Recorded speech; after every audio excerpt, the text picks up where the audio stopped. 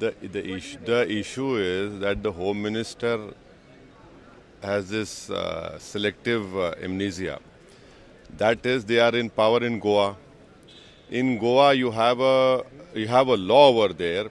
If a Hindu woman does not give a birth to a son by the age of 25 and 30, her husband can have a second wife. You remove it over there.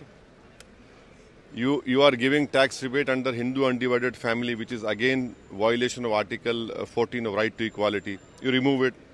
Thirdly, the state where he comes from, that is Ahmedabad, you have a law over there called Disturbed Areas Act, wherein a Hindu cannot sell a house to Muslim, a Muslim cannot sell a house to a Hindu.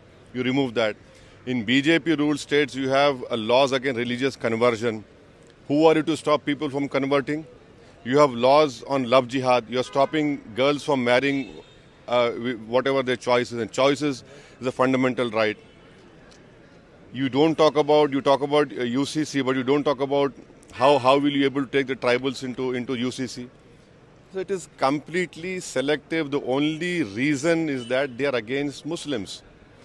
And India's constitution celebrates diversity. Freedom of religion is a fundamental right. Muslim personal law does not violate anything else. It relates to Muslims. What is wrong with that?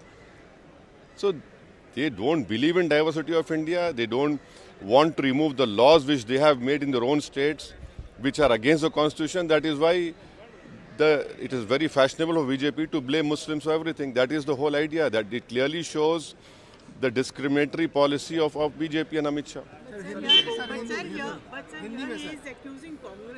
I cannot speak for any other party, but I can